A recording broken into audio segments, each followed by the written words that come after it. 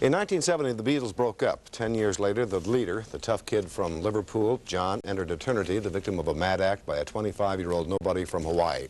In 1955, John Lennon heard Bill Haley's Rock Around the Clock, saw and heard Elvis capture the world, and then talked his mother into buying him a $25 guitar.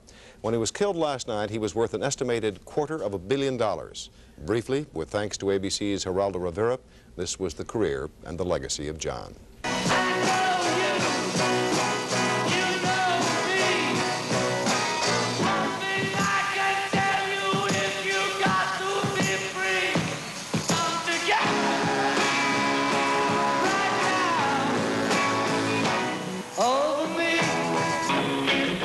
John, with Ringo, George, and Paul, started out in Liverpool, a place called the Cavern. Soon, these four English boys would change the world of music forever. The world would meet the Beatles. Ringo, Paul, George, John. And from the Cavern, the four started around the world. Beatlemania was loose. They went everywhere, and everywhere youth responded. When they sang "I Want to Hold Your Hand," kids everywhere said, "I knew they were talking to me." U.S. immigration officials tried to deport John on an old marijuana charge. The other official reason is that I was bussed in England for pot. And the real reason is because I'm a peacenik. Last year, John appeared with Yoko in New York raising funds for the retarded. He raised $160,000 in one night.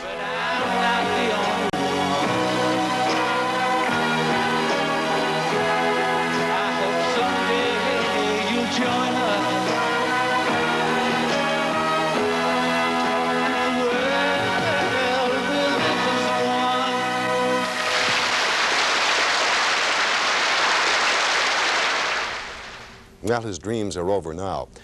I suppose, like you, I am depressed and saddened by this mad, senseless act. I don't think John Lennon ever hurt anyone. He wrote and he sang songs. He brought pleasure, and he brought entertainment to hundreds of millions of people all over the world.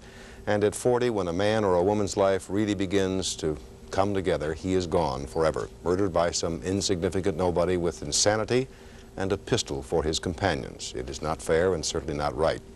I wonder when America will finally control its guns. How many of us have to be murdered before that will happen? John Kennedy, Bob Kennedy, Martin Luther King Jr., all murdered, all gone.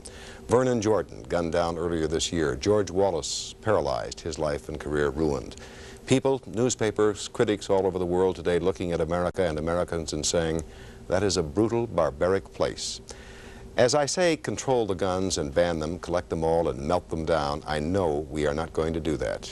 We are again left with painful, senseless trauma and the responsibility of feeding, clothing, and housing the Sirhan Sirhans, the Charles Mansons, the David Berkowitzes, and now the Mark David Chapmans of the world. How much better the world might be with Dr. King, Bobby, and John Kennedy, John Lennon still alive, still with us. But no, Americans must have their guns. Now, we know there is no shortage of good, strong, sensitive, talented men and women. We can afford to kill them. Our guns are signs of our freedom. Someday, maybe all 220 million of us will own a weapon. Perhaps then we will appear as barbaric to ourselves as we must appear to the rest of the world. We have so much. Why do we Americans need these damn guns?